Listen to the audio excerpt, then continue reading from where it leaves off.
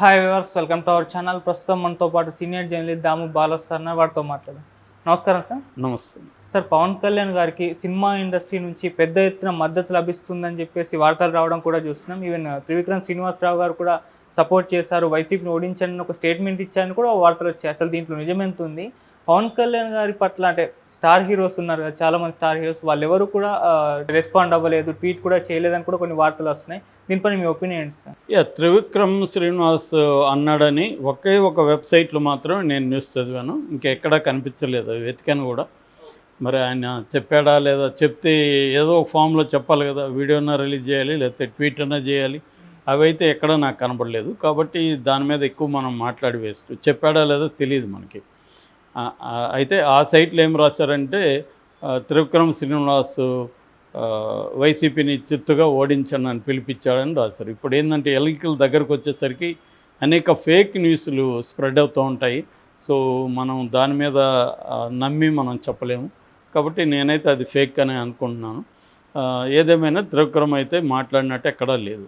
ఇక పవన్ కళ్యాణ్కి cinema industry పెద్ద ఎత్తున మద్దతు చెప్తున్నారని తెలుగుదేశం మీడియా వాళ్ళు రాసుకుంటున్నారు.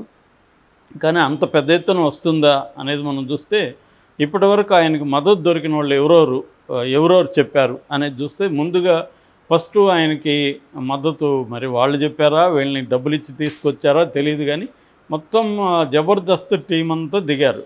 నాగబాబు ఆల్రెడీ వాళ్ళతో ఉన్నాడు, వాళ్ళని పట్టుకొచ్చినాడు అనేది ఎక్కువ మంది చెప్తున్నారు. వాళ్ళకి డబ్బులు కూడా ఇచ్చారనే ఆరోపణలు ఉన్నాయి. సరే, డబ్బులు ఇచ్చారా వాళ్ళు వచ్చారా అనేది పక్కన పెడితే జబర్దస్త్ టీం అయితే పవన్ కళ్యాణ్ తరఫున ప్రచారం చేస్తున్నారు. అది కాకుండా ఇంటి నటులు వాళ్ళ ఇంట్లోనే డజన్ మంది ఉన్నారు. అందులో ప్రధానంగా నాగబాబు, ఆయన ఎట్లాగో ఉన్నాడు జనసేనలో. నాగబాబు వాళ్ళ భార్య ఆమె వచ్చింది. తర్వాత నాగబాబు కొడుకు వరుణ్ తేజ్ వచ్చాడు. దాని తర్వాత వాళ్ళ చిరంజీవి, పవన్ కళ్యాణ్, నాగబాబు వాళ్ళ సిస్టర్ ఉంది కదా, ఆ సిస్టర్ పిల్లలు ఇద్దరు, సాయిధరం తేజ్ అండ్ వైష్ణవ్ తేజ్. ఇప్పుడు వీళ్ళు మనకి కనిపించే ఇది. వాళ్ళల్లో ఇంకెవరు రాలేదు, మిగతా నటినట్లు కానీ ఎవరు రాలేదు. అట్లాగే అల్లు అర్జున్ కూడా ఆ ఫ్యామిలీని లెక్కేసుకోవాలి కదమ్మా. కానీ అల్లు అర్జున్ రాలేదు, కనీసం ట్వీట్ చేయలేదు. మిగతా రామ్ చరణ్ రాలేదు, చిరంజీవి కూడా రాలేదు. రామ్ చరణ్ ఏమో ట్వీట్ చేశాడు, చిరంజీవి వీడియో రిలీజ్ చేశాడు. మా తమ్ముడు ఎంత ప్రజల కోసం ఆయన ఎట్లా చేస్తున్నాడు అది అని చెప్పాడు. మా అమ్మ ఏడుస్తుందని చెప్పాడు, నేను కూడా బాధపడుతున్నా అని చెప్పాడు. ఆయన అంటే అధికారం లేకుండా నేను ఇంత చేస్తే, అధికారం ఉంటే ఇంకెంత చేస్తాడు, కాబట్టి మీరు ఎన్నుకోండి అన్నాడు. అంతవరకే ఉంది. ఆయన ఢిల్లీ వెళ్ళిపోయాడు, ఆయనకు వచ్చిన పద్మవిభూషణ్ అవార్డు తీసుకురావడానికి. సో ఏదేమైనా చిరంజీవి డైరెక్ట్గా ఎన్నికల్లో పార్టిసిపేట్ చేయలేదు. ఇటు రామ్ చరణ్ కూడా రాలేదు. మిగతా వాళ్ళు సినిమా వాళ్ళ ఫ్యామిలీకి బయట ఉన్న వాళ్ళు ఎవరెవరు ఇచ్చారంటే, నాకు ఇప్పటివరకు కనబడిన వాళ్ళల్లో నాని ఒకడు ఇచ్చాడు. నాని ఒక ట్వీట్ చేశాడు. అట్లాగే రాజు తరుణ్ చేశాడు. తర్వాత సంపూర్ణేష్ బాబు చేశాడు. వీళ్ళు కాకుండా నాగవంశీ ప్రొడ్యూసరు, ఆయన ఎట్లాగూ పవన్తో సినిమాలు తీసేవాడే. సో నాగవంశీ ఆయన క్యాంపెయిన్ కూడా చేస్తానని చెప్తున్నాడు. ఇది ఇప్పటి వరకు మనకి ఇండస్ట్రీలో ఆయనకి దొరికిన సపోర్టు. నటికుమార్ ఏదో ప్రకటనలు ఇస్తున్నాడు. నటికుమార్ ఎప్పటి నుంచి కూడా వైసీపీకి యాంటీ కాబట్టి అది పెద్ద విషయం కాదు. సో ఇంత తప్ప ఇండస్ట్రీలో చాలామంది ఉన్నారు కదా హీరోలు. మహేష్ బాబు ఉన్నాడు, ప్రభాస్ ఉన్నాడు, జూనియర్ ఎన్టీఆర్ ఉన్నారు. ఇలాగా బోల్డ్ మంది హీరోలు మనకు ఉన్నారు కదా. సో ఈ హీరోలు ఎవరు కూడా పవన్ కళ్యాణ్కి కనీసం ఆల్ ద బెస్ట్ అని కూడా చెప్పలేదు. దీనికి కారణం ఏంటంటే రాజకీయాల్లో సినిమా వాళ్ళకి తలదూరిస్తే ఇబ్బందులు ఉంటాయనేది వాళ్ళకి తెలిసిన విషయమే. ఇప్పుడు జగన్కి సపోర్ట్ చేసినా తెలుగుదేశం కేడరు, పవన్ కళ్యాణ్ కేడరు అందరూ యాంటీ అవుతారు. ఇటు పవన్ కళ్యాణ్కి సపోర్ట్ చేస్తే ఇంకా స్టార్ట్ చేస్తారు, వైసీపీ వాళ్ళు అటాక్ స్టార్ట్ చేస్తారు, వాళ్ళు భ్రష్టు పట్టిస్తారు. ఇంకా అక్కడి నుంచి వాళ్ళ సినిమాల మీద నెగిటివ్ క్యాంపెయిన్ ఉంటుంది. ఇలాగా ఇబ్బందులు ఉంటాయి. అందుకని వాళ్ళకి ఏంటంటే పాల్గొంటే యాక్టివ్గా పోయి రాజకీయాల్లో పాల్గొనాలి, అప్పుడు అది ఫేస్ చేయొచ్చు. అట్లా కాకుండా ప్రకటనలు ఇచ్చో ఇంకోటో ఇచ్చితే వాళ్ళ కెరీర్ మీద ఎఫెక్ట్ ఖచ్చితంగా పడుతుంది. ఇప్పుడు నాని మీద ఖచ్చితంగా, నానికి యాంటీగా ఆల్రెడీ స్టార్ట్ చేశారు వైసీపీ వాళ్ళు. సో రేపు ఆ సినిమాల మీద కూడా పడే అవకాశం ఉంది. రేపు మళ్ళీ వైసీపీ వచ్చినప్పుడు కూడా నాని సినిమాలు రిలీజ్ అయ్యే చోట ఇబ్బంది పెట్టచ్చు. అట్లాగే జనం కూడా ఆ సినిమాలు నాని సినిమాలకి నెగిటివ్ క్యాంపెయిన్లు కూడా బలంగా చేస్తారు. ఇవాళ ఒక సినిమా రిలీజ్ కాకముందు నుంచి కూడా నెగిటివ్ క్యాంపెయిన్లు కానీ మొదలైతే ఖచ్చితంగా దాని ఎఫెక్ట్ ఆ సినిమా మీద ఉంటుంది. ఎందుకంటే సినిమా అనేది పబ్లిసిటీ మీద ఆధారపడింది. ఆ సినిమా బాగుందో లేదో ఎలా తెలుస్తుంది? ఆ పబ్లిసిటీని బట్టి, ఆ గతంలో ఆ హీరో సినిమాలను బట్టి ఆడియన్స్ ఈ సినిమాకు పోదామని నిర్ణయించుకుంటారు. కానీ ముందు నుంచే నెగిటివ్గా స్ప్రెడ్ చేసినప్పుడు ఏందో నెగిటివ్ కూడా చెప్తున్నారులే, ఎందుకు మనం 500, 1000 ఖర్చు పెట్టుకొని ఆ సినిమాను చూడాలా, చూసి వచ్చి రిలీజ్ అయినాక బాగుందంటే అప్పుడు వెళ్దాం అని ఆగుతారు. సో ఈ ఓపెనింగ్ 3-4 రోజులే ఇంపార్టెంట్. ఆ ఓపెనింగ్ ఎంత బాగా వస్తే ఆ సినిమా దాన్ని బేస్ చేసుకొని ఇంకొద్ది రోజులు ఆడుతుంది. డబ్బులు కూడా ఓపెనింగ్ 3-4 రోజుల్లోనే రికవరీ అయిపోతుంది. కానీ ఈ ఓపెనింగ్ని రానియకుండా ఏం చేస్తున్నారంటే నెగిటివ్ స్ప్రెడ్ చేస్తున్నారు. ఈ నెగిటివ్ టాక్ స్ప్రెడ్ చేయడం వల్ల కెరీర్ మీద పడుతుంది.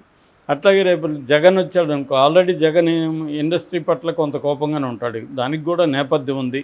ఎందుకంటే వాళ్ళ నాన్న వైఎస్ఆర్కే ఇండస్ట్రీ ఎప్పుడు సపోర్ట్ చేయలేదు.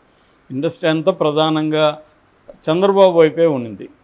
దానికి కూడా ప్రధాన కారణం హిస్టారికల్గా ఎన్టీ రామారావు ఉండడం, ఎన్టీ రామారావు తరపున అనేక మంది తెలుగుదేశం తరపున ఉండడం, రెండోది కమ్మ డామినేషన్ ఇండస్ట్రీలో ఉండడం. సో ఇప్పుడైతే కమ్మ అండ్ కాపు కలుపుకోవచ్చు మనం. ఈ 2 డామినేషన్ కనిపిస్తుంది ఇండస్ట్రీలో. రెడ్లకు సంబంధించిన హీరోలు సంఖ్య తక్కువే ఉంటుంది. వాళ్ళు పెద్ద రెడ్డి హీరోని చూస్తే పేర్లు అయితే రెడ్డి పేర్లు పెడతారు, కానీ సినిమాల పేర్లు. రెడ్ల హీరోలు చాలా తక్కువ మంది ఉంటారు. ఇంకా మిగతా కులాలలో అనేది వెరీ నామినల్, అది బీసీలు కావచ్చు, ఇంకా ఎస్సీలు ఇలాంటివి. సో ఈ క్రమంలో తెలుగుదేశానికి ట్రెడిషనల్గా ఉంది, వైఎస్ఆర్కి లేదు.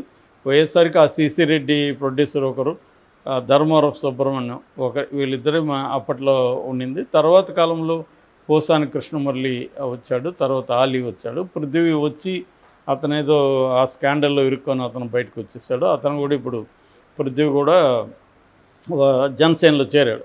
సో ఏదేమైనా పవన్ కళ్యాణ్కి అయితే బలమైన సినిమా సెక్షన్ ముందుకు రాలేదు. దీనికి కారణం నేను ఇందాక చెప్పినట్టుగా సినిమా కెరీర్ ఇవాళ ఇంత ముందులాగా 50 రోజులు 100 రోజులు ఆడే ప్రసక్తి లేదు. 3 రోజులు 4 రోజుల్లోనే మొత్తం లాగేయాలి. సో అది నెగిటివ్. ఇప్పుడు సోషల్ మీడియా వెరీ యాక్టివ్గా ఉంది కాబట్టి, రెండోది వైసీపీ సోషల్ మీడియా చాలా యాక్టివ్గా ఉంటుంది. పవన్ కళ్యాణ్కి కానీ మద్దతు ఇస్తే వాళ్ళు విపరీతంగా అటాక్ చేస్తారు. సో ఆ భయం అయితే ఉంది. సో అందుకని కొంతమంది అనసూయ లాంటి వాళ్ళు నన్ను రమ్మంటే నేను వస్తాను ఇలాగ స్టేట్మెంట్లు ఇచ్చినప్పటికి కూడా ముందుకు కలవలేని పరిస్థితి. అట్లాగే పవన్ కళ్యాణ్తో పనిచేసిన డైరెక్టర్లు కావచ్చు, పవన్ కళ్యాణ్తో పనిచేసిన హీరోలు కావచ్చు, వీళ్ళు కూడా ఎవరు ఇవ్వాలి. నిజానికి డైరెక్టర్లకి పెద్ద ప్రాబ్లం ఉండకపోవచ్చు, ప్రొడ్యూసర్లకి, కానీ వాళ్ళు కూడా భయపడే పరిస్థితి కనిపిస్తుంది. ఎందుకన్నా మంచిది మనం పవన్ కళ్యాణ్కి అసోసియేట్ అయితే రేపొద్దున ఏం ప్రాబ్లమ్స్ వస్తున్నాయి. రెండోది ఏంటంటే పవన్ కళ్యాణ్ కూడా ఇండస్ట్రీలో అంత చిరంజీవి గారికి ఉన్నట్టుగా మంచి రిలేషన్స్ ఉండవు. ఎందుకంటే ఆయన కొంత ఇంట్రోవర్ట్, అందరితో కలవడు ఫ్రీగా. ఆయనకి ఎవరో కొంతమంది లిమిటెడ్ సర్కిల్ ఉంటారు, వాళ్ళతో తప్ప ఆయన ఫ్రీగా అందరితో కలవడం, మాట్లాడడం, సోషలైజింగ్ అవ్వడం, పార్టీలకు పోవడం ఇటువంటివి పవన్ కళ్యాణ్కి లేదు. దానివల్ల కూడా వ్యక్తిగత స్థాయిలో పవన్ కళ్యాణ్ని సపోర్ట్ చేయడానికి ఎవరు ముందుకు రాలేదు. ఇక మహేష్ బాబు, ప్రభాసు, జూనియర్ ఎన్టీఆర్ వీళ్ళందరికీ కూడా కెరీర్ ఇంపార్టెంటు. సో వాళ్ళు అనవసరంగా పవన్ కళ్యాణ్ సపోర్ట్ చేసి మనం ఎందుకు ఇబ్బందులు పడతామనేది వాళ్ళకు కూడా ఉండే అవకాశం ఉంది. ఆ రకంగా పవన్ కళ్యాణ్కి సినిమా ఇండస్ట్రీ నుంచి పెద్ద సపోర్ట్ అయితే లేదని మనం చెప్పచ్చు.